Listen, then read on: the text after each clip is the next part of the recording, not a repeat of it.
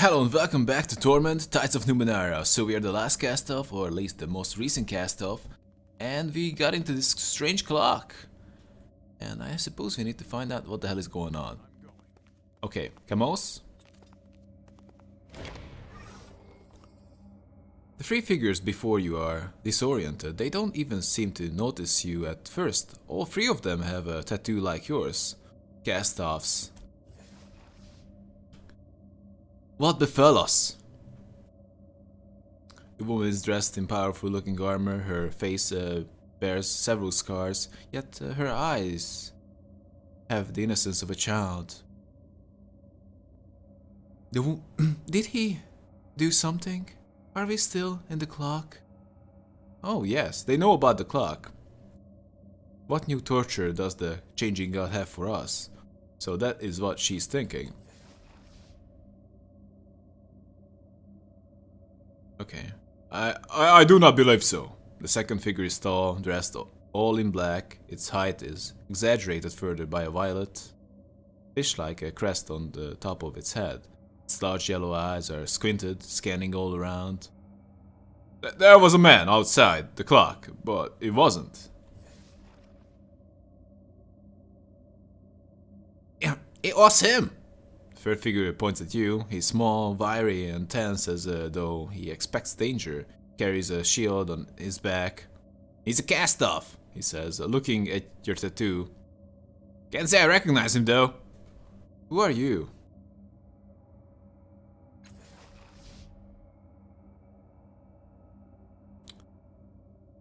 The woman steps forward. We beg your forgiveness, friend, brother. We have been through quite a trial. I am Camos. These are my friends. Diviatico and Villain. We are cast-offs, just like you. She looks you up and down, her brow slightly furrowed despite her kind demeanor.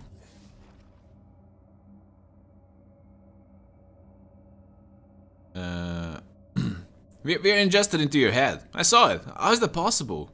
He eyes you suspiciously. Who are you? Well, I ain't nobody. I'm a victim here like you. I don't know what's going on. That's a lie. I'm a cast-off like you. I'm the latest one. Oh, really? You're the latest one? How fancy that is. The latest? Oh, come on, never mind. The latest? She raised an eyebrow, significantly higher than the other. That's not possible. We faced the changing god mere days ago, and you are not the body he wore. I think he might be trapped in the clock. I think we might be trapped in the clock for centuries, Camus. Something about it messed with our perception.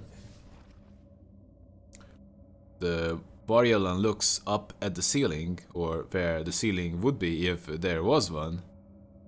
Time is illusion. How long? Or how long is the wrong question? It turns its enormous, bulbous eyes to you. What is this place? Where are we? Outside time, we were, perhaps still are. So this is a pocket dimension, probably. Or maybe just, maybe something else. Somewhere in my mind, I think. The Varielan shuts its eyes, 6 nostrils open wide as it inhales deeply. Yes, perhaps you're right. Our consciousness were ripped from our bodies when the changing god activated his clock. Then, when you appeared, it happened again. Our minds ripped from their chronal prison. It looks to its friends. I cannot be certain, but I believe this is part of some vast mental construct. He turns to you. Your mental construct. Damn. Kind of finding it hard to remember who is who. His eyes become nearly as large as Varielan's. What? You mean we just went from one prison to another? He grips you by the shoulders. You did this. If this is your mind, then let us out. I don't know. I don't know how to get out of here. Relax, friend, brother.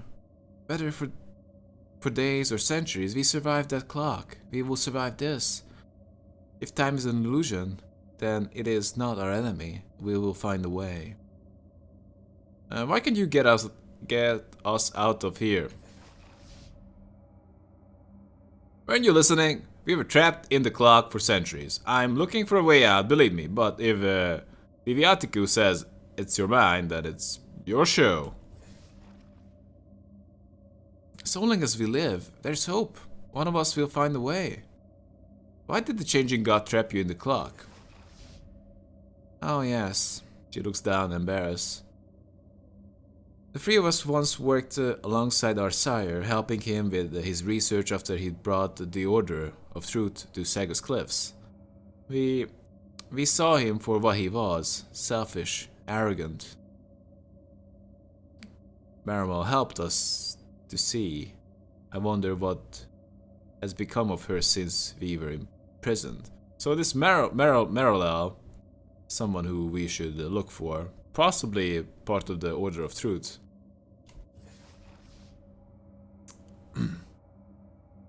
He doesn't care about us, not a single one of his children. Crosses his arms and looks away bitterly. All of his projects were always about him. He didn't care if anyone got hurt in the process. We betrayed him. Unlike the others, the Varyalan looks you directly in the eye.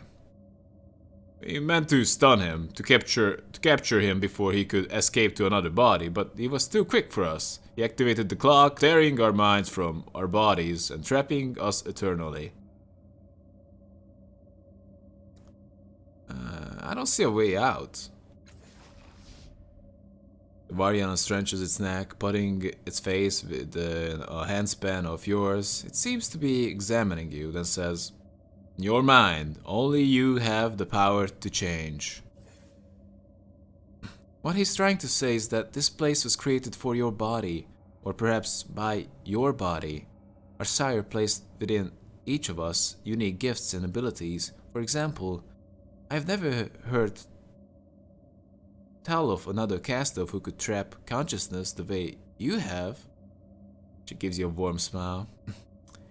He would not have created this place for you without also giving you a means by which to move through it. Think, what other gifts did our creator bestow upon you? I choose an aspect of myself when I was born, deep in the heart of this labyrinth. Is that it? I'm what they call a nano. He laughs. So the Varyalan, but so's the Varyalan, but you don't see him barking about it. You see, there's just the type of thing that you do. It was a path you chose, not something our sire gave you, nor a means to freedom. I built a path out of a deep phantom in my mind by recovering memories I had lost. How about that? Perhaps, if there were not any memories here to recover.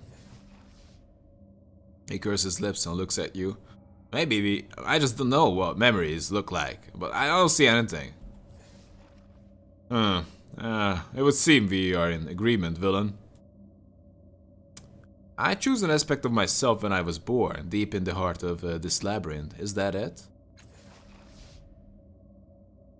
Liviatiku shakes his head. Cannot see what you speak of. It says, and you get a momentary impression that its eyes can see through you. This aspect describes you. Just as I am Varyalan, Vilon is observant, Camus is foolish. I object to that characterization.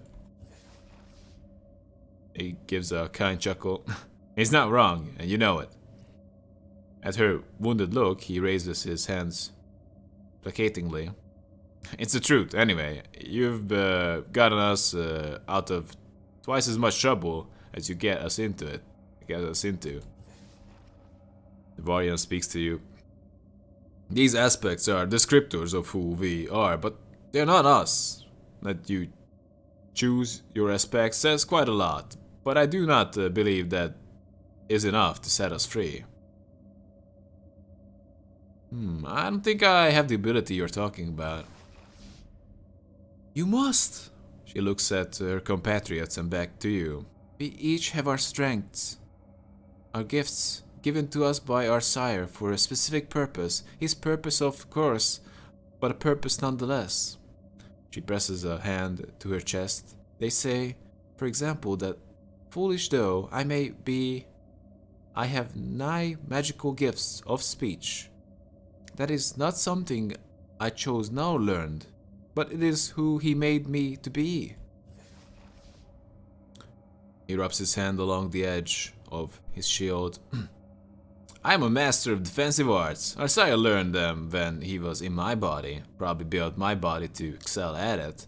I wouldn't call it a gift, but it's me, yeah. I'm one with the shadows. I live in them, I breathe them. This is not some esotery I discovered, but a unique ability our sire chose for me while he was in my body. She gives you a kind smile. The gift is in you. Perhaps you have just forgotten. Our sire wouldn't have made this place for you without granting you the power to get out. Focus. Find the answer inside yourself. Shut your eyes. Shut my eyes. Search my memories of the ability they speak of. You rifle through your memories, past everything you actually remember to those memories you didn't create yourself. There must be a key or a door, anything that would help you to escape this phantom of your mind. Just as you're about to give up, you find something, a cluster of spark, nascent abilities deep within the core of your being. You sense the ability to speak eloquently, to use a shield with a master skill, to lurk among the shadows as though they were home. I'm ready to learn something new. Your travels have left you more experience, allowing you to advance. This will grant you a choice of improving your statistics, skills, or abilities. To do this, open the character sheet. Okay. None of these seem particularly suited to creating a path out of this place, but as you sift through them, you know that you are trapped here, not because it is some puzzle your sire left for you to solve, but because you are not yet whole. This is another part, the last part of deciding who you are. In completing yourself, you will be able to open a path back to the calm of your mind.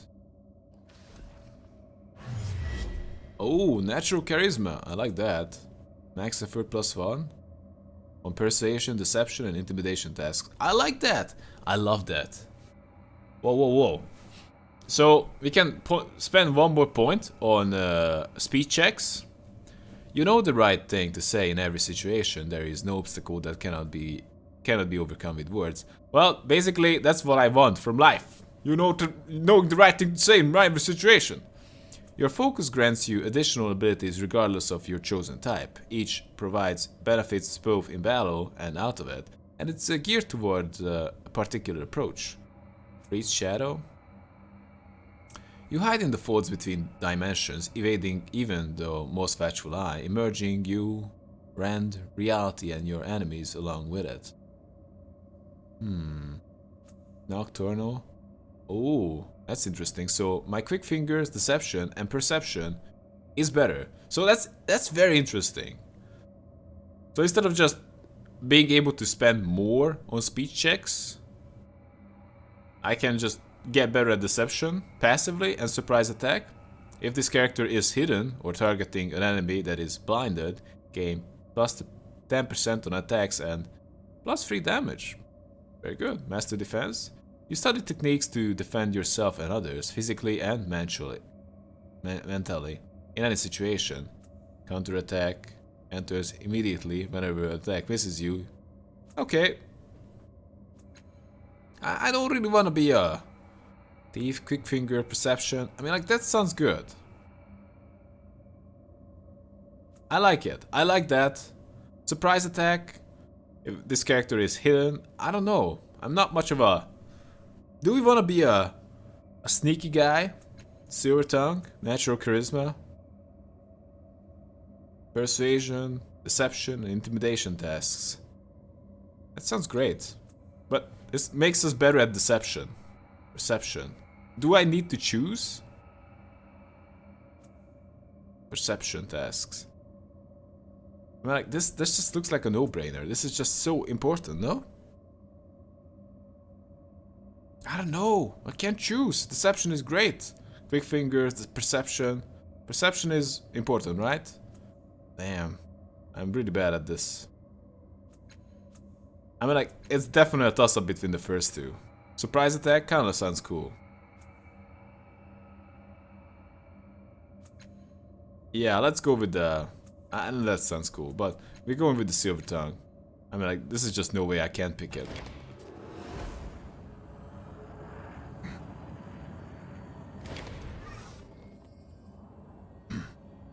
That's it! You did it! Does this mean we can go back to the real world? I don't think so, villain. But it does mean we are free, finally. He turns to you. Thank you, friend. Go. We will follow. Something's not right. Shadows, angles. It's safer from him to go first, yeah. Yes. You big pusses? Alright, I go first.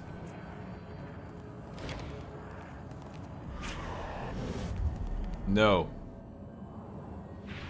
I'm the worst fighter there is.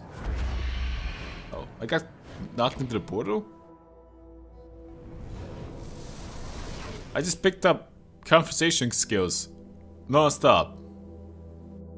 Hopefully it's gonna work out. I do like the idea of spending more effort because I'm smart. I have a lot of intelligence. I can use those points. Hey there. Spectre. I saw what happened. Are you alright? That thing almost killed you. What did happen? It blasted you out of that part of your mind. His voice is somber. The sorrow must be gathering its strength, taking spaces in your mind to keep you from reaching your full potential. I don't know why it doesn't just destroy you. Maybe the fragments aren't strong enough. Yet. It's alright though. We have more important things to do, right? Like, get that chamber fixed. Something feels odd about this man, but it takes a while to put your finger on it. It's his thoughts. They aren't there. Or rather, they are there, but they are indistinct. A kind of white noise that blends in too well and with the background hush of this place. Are you always here? Shrugs. Where else would I be? I found the resonance chamber, but it's broken. Yeah, I saw that.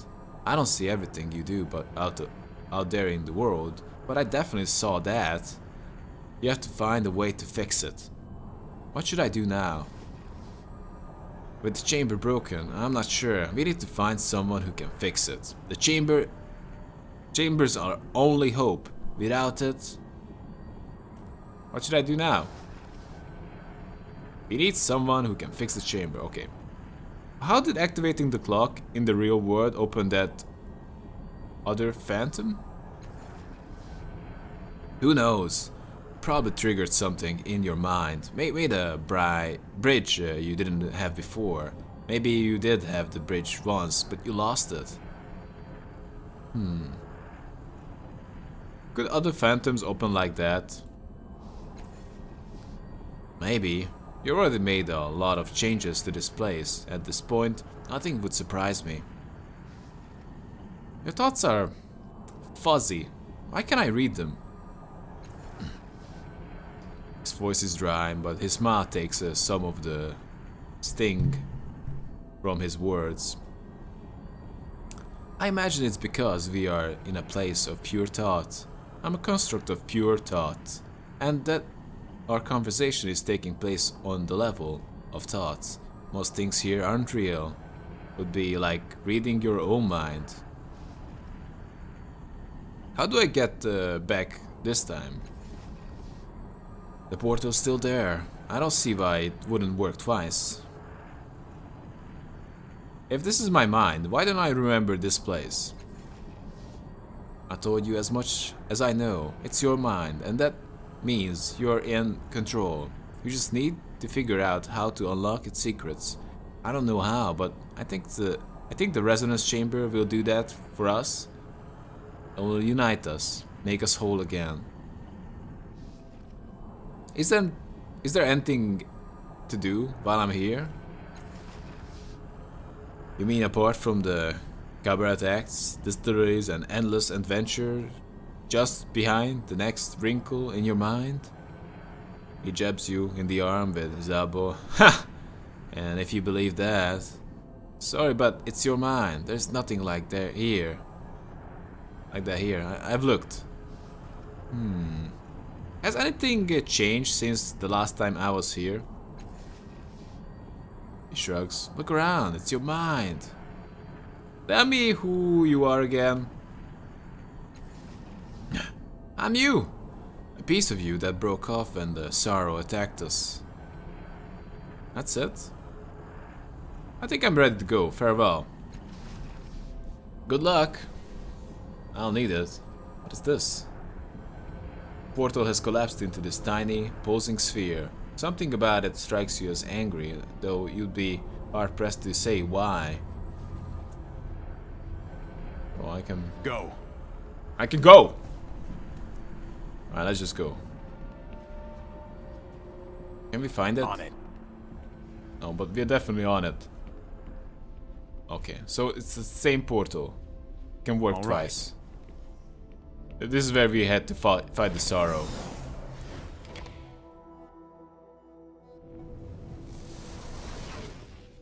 Battles are status effects or conditions. They may be positive, negative, or status changes. Or neutral. Well, or status changes are indicated by small colored arrows on the character. Okay. That's good. That's nice. So can we rest here, because that's kind of the feeling I got. Also, I fixed your clock, so are you happy about that?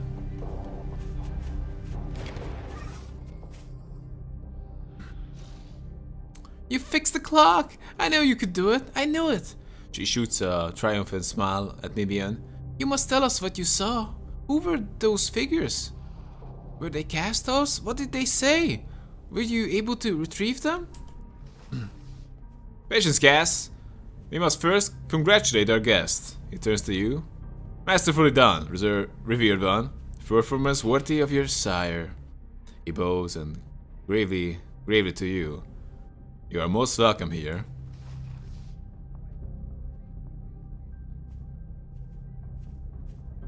And we do have answers for your questions, revered one. That is, as soon as we hear the report of what you have found. Tell us! She's nearly breathless with excitement. Lie, shadowy figures pulled me in. I was in the labyrinth. I did not see their faces or learn their names. I met Camus, Diviatiku, and Villain. Disappointment raises her face. I know these names. They are not new to us. They were favored servants of your creator, cast-offs who served him well. Indeed, Diviatiku brought the Order of Truth to Sakis Cliffs, but they betrayed their holy trust and disappeared. Sighs. Nevertheless, we will honor our agreement. What? Wouldn't you honor it anyway? You sought answers about who might repair the resonance chamber. We know that your sire built it with the aid of another cast-off, still unknown to us. Perhaps one of your siblings might know where to find him or her. I know of only one other cast-off still in the city, the albino assassin Matkina. They call her the White Death. She wore a camouflaging cloak and brought destruction in her wake. The last I heard of her, she was in the underbelly. He restrains a shudder. Seek her, but be wary. I'm ready to learn something new. Okay. So, where can we rest? That's it? I can just, So it looks like we are done with this, for now, at very least. Where we can... What is this? The energy trapped within the discs inset at the top of the pillars that line this wall appears to pose slightly differently as people walk in front of them. In front of them, yeah. All Okay. right.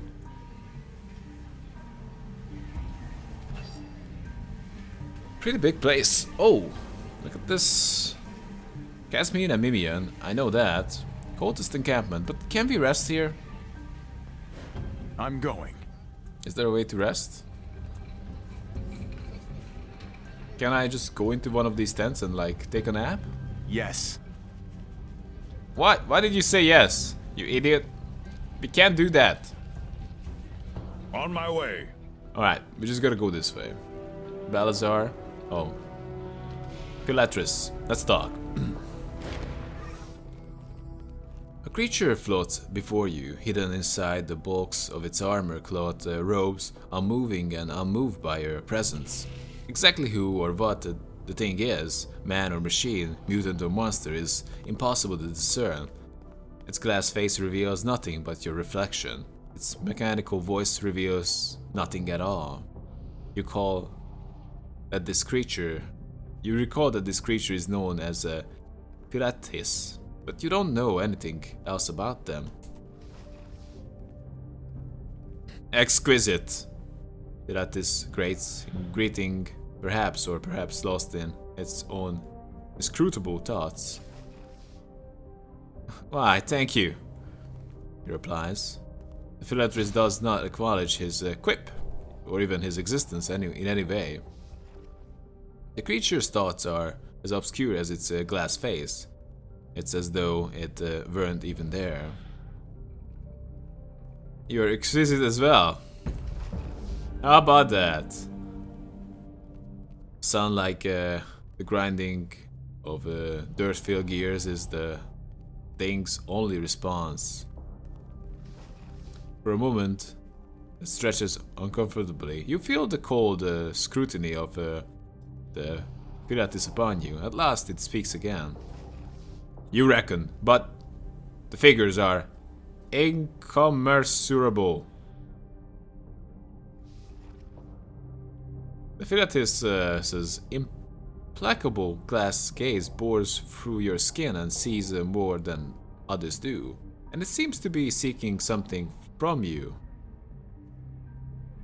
Do you know anything about the sorrow?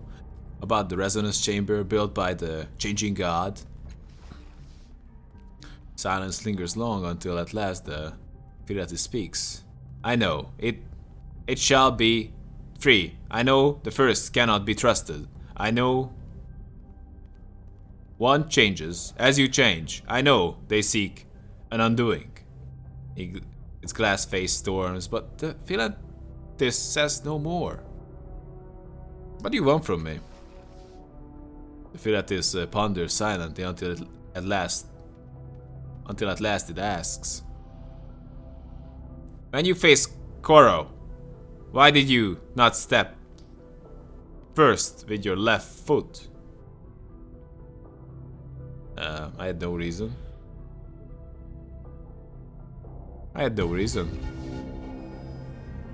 Pilatis accepts your answer in silence, then after a long pause, replies.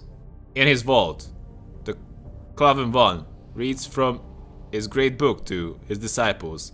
He sleeps and awakens and has forgotten his place in the grimoire. He begins anew. The book is a part of him. He has no legs and takes no steps.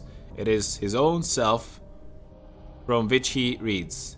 It is his own self that is incomplete. It is his own self that binds him in the vault of his own mind. Alligator steps toward Pilantis. You speak of Dinakut, the one who sits in the waters between the worlds. You've seen him? The Pilantis whirls and rumbles, then lowers its head, perhaps in negation, perhaps in acknowledgement. Alligator grows in frustration. You've been following me. In memory, cause follow effect. In rain, the colors run. A long rumble suggests that Philantis has more to say, but nothing emerges. Let's convince him. Tell me about yourself. So can we convince him? 50%? 25%? Okay, you gotta do it. Oh. Either he goes with 70%, or I go with 85. That's good.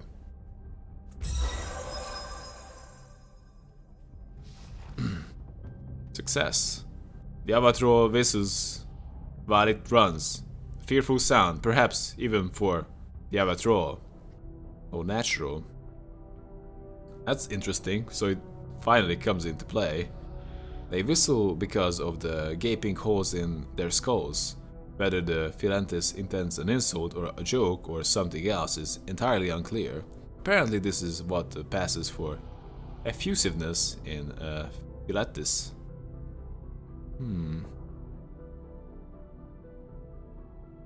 What more do you want from me?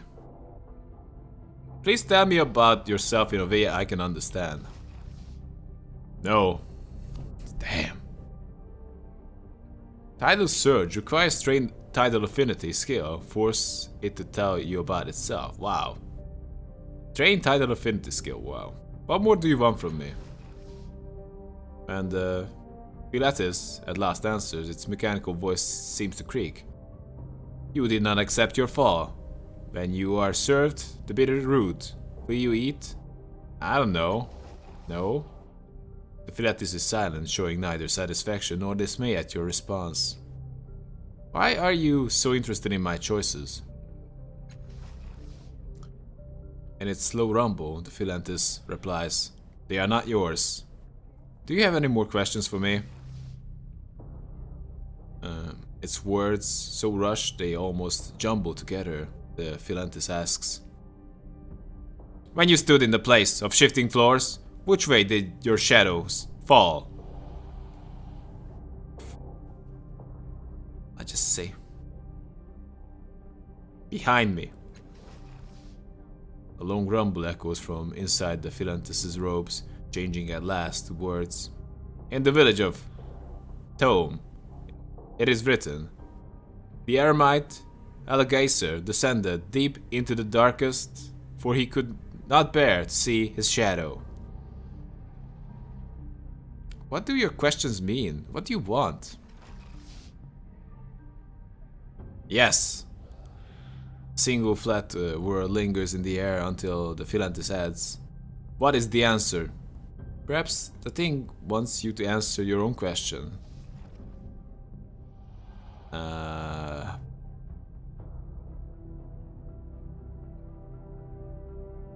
What?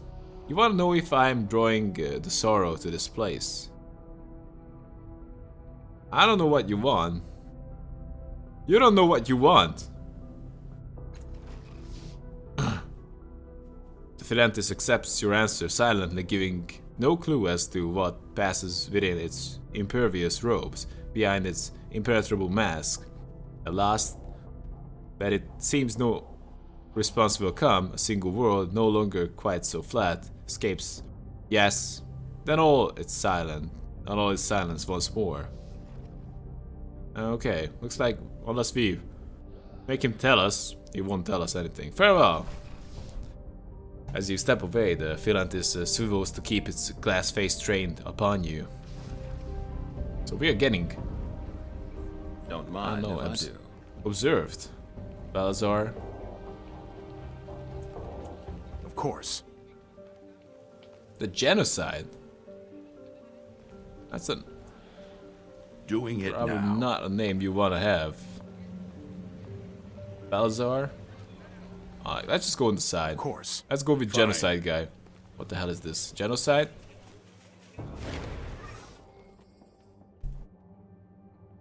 This burly, armor-clad figure stands almost motionless as you approach. He regards you silently through his singular eye. The studs on his arms and the blades on his shoulders are stained and pitted with age. When he speaks, his voice is muffled and artificial, a hollow grumble that emanates from the entirety of the helmet. Hollow grumble. I am Genocide. If you ask, I must answer. Pass on, then, and exchange no worlds. His surface thoughts are like a crystal pool, alternatively transparent or else perfectly reflecting his worlds. His mind reveals nothing hidden, except for a low-level hatred of everything around him. This latter is more feeling you get than an actual thought that you hear. What are you? I am a blade that cannot cut, a weapon that cannot strike, a living monument to failure. He shifts his weight, you hear a frown in his voice. I was an Ogastila Telkotu, the firm hand of tradition. They called me one of the Black Tree. Enemies did not understand us. They took my name to mean death in a dozen extinct tongues. They called me Orphan Maker, Hope Smasher, Death's Child. My armies blackened the earth and the skies. My Dragolets scored the lands. Domination was my duty. If they had known, if they had welcomed us, they might have been our thralls. Instead, they became dust. He gestures. All this, it was to have been mine in stewardship for the future of my people. It was promised. But now, his arms fall back to its side. No, I'm the Genocide, a relict, the last of my kind. You said you were the last of your kind, why? I know of no others. Kalagat, Anvor, he who shares truth and understanding is dead. Postulelo, the binding light of reason, was destroyed. The underspine has fallen. My people are destroyed utterly, and our servant God speaks to us no longer. The clean lines of order and the glory of battle have forsaken us. The rest are dust. We rose against the superior foe, and were outmatched. Only I remain to tell the story of the Tabat. You said you had to answer if I ask why. From within the helmet you hear a grinding noise, the sound of teeth gnashing amplified, then the voice again, bleak.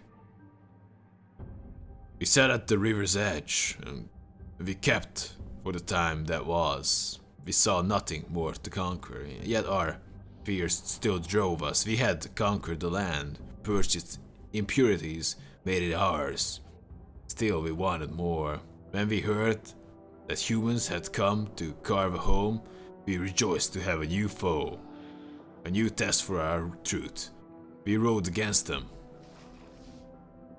We drove them to the force of the night sky, the valley of Miraliolios, the dangers of the Black Riage. But those who built atop these ruins, they thwarted us, time and again.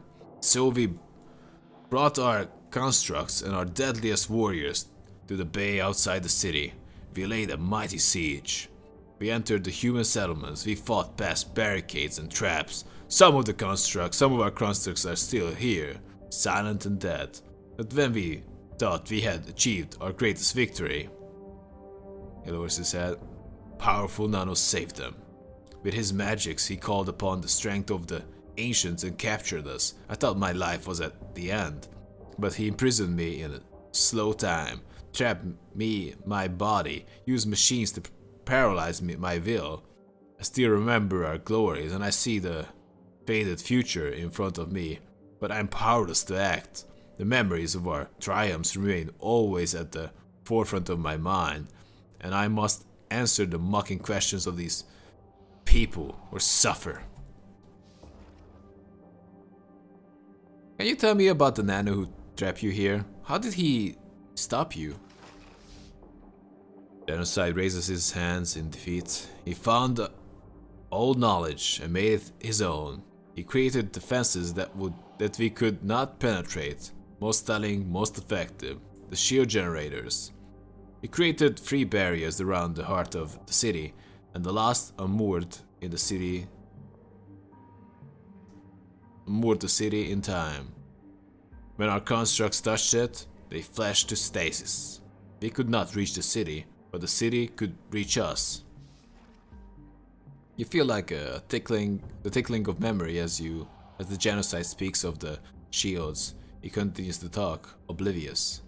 Let the memory come. It's a patchy memory, coming in still images and moments, the relentless beat of the war machines as they approach the city, the reavers in the sky on their dirigibles. Ready to learn something new. You remember fighting them on the parapet. You remember fleeing into the safety of the city. You recall making your way to the shield generators, cutting off the Tabat supply lines. And then the memory fades. The genocide watches you silently. Okay. You seem very calm for someone who has been in prison for centuries. I have been defeated. I have nothing to fight for. My captor castrated me with a tool they made to dampen my natural urges. I can remember their actions. I can recall the glory. But I feel shame, regret. I am weakened, but not by my volition. The genocide squeezes his fists. What does it matter? Those who stood against me are all dead. I am victorious. I no longer fight with a blade. My weapon is time. He leans in closer. I do not die. I cannot be wounded. I'm held like a beetle in sap. Why would I not be serene? Settles back. The Underspire spoke of my destiny. I was to wage war onto the edge of the universe, but the universe keeps going, and so it seems must I. Someday I will be free. Someday. Until then, I'm incorruptible. Wow, this guy. How did they stop you from trying to escape? The nano who raised the city's shields created a device. He called it the Mind Seer. With it he violated my mind, my memories, and everything that was at the core of my being. In a fit of vengeance he tore truths from me. He made me betray my people. He rewrote my mind. He gave me perfect clarity into the past and gilded my ability to shape the future. The Tabat never sought revenge against foes who were mightier than we. We devised stratagems to defeat them. We tested ourselves. We did not punish or hate. Punishment was purification. This, though, is torture. The worst of the city's refuse can mock me now. They can ridicule and jape. I am powerless to strike them for their impudence. Then quieter. And now, they do not even do that. I have become a fixture, an irrelevance, a non-entity. I'm a slave to... You hear Steve grinding as he thinks of the perfect insult. To the peacemakers. I must endure their presence and feel their corruption sink into me daily. Some foreign part of me desires it. He thumbs his fist into his hand. But I remember that I will triumph over them. Eventually, they will die, and I will not. The nano who defeated you was the changing god. He and his children still live. His voice is flat and dead. Others have claimed this. I do not know if they say this to torment me, but if our enemy was a god, even if he was once but a man, then to stand against him is to spit in the face of the divine. The Tabat were a holy people. Humans do not believe it, but our rights were as sacred to us as they were profane to your kind. We accepted the will of the ineffable. Any who still live may yet find the mantle of godhood. To be divine is to be beyond the rule of mortal ethics. Those who would be gods must cast aside these concerns if they are to turn against the old teachings. You mentioned the Tabat. Who or what were they? My people. His voice is forlorn. Great warriors. We owed this land. We served the Underspire, and it served us. We sought truth in victory. We ascended the Epiphany. We were pure, incorruptible, indivisible. Even in disunity, we found strength in one another and proved it with bloody blades, but we fell. And the Underspire fell, and so, too late, we learned a new truth. But I carry the old ways as a seed within my heart.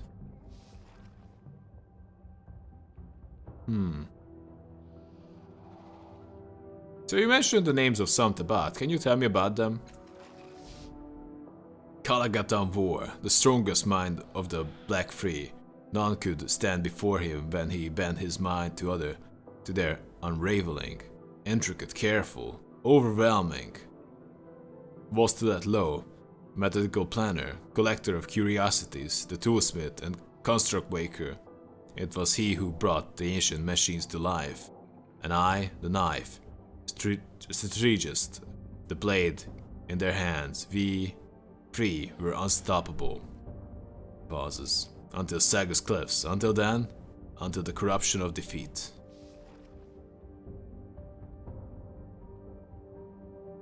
Why did the Tabat fight so much? For honor, for truth, for the one way, because it was our duty. We were born to the blade, so it was written, so we chose. Free will is a curse, unless given to a greater purpose. Our purpose was given to us by the Underspire, given to this Underspire by our ancestors who found it and crystallized our essence forever. Can you tell me about the Underspire?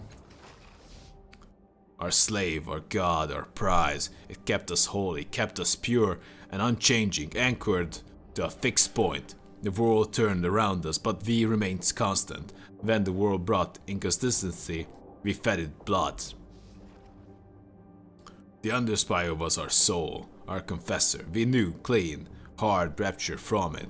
We knew our path. It gave us the words of the ancient Tabat, and our path was rigid and unbending, absolute. What was the Underspire?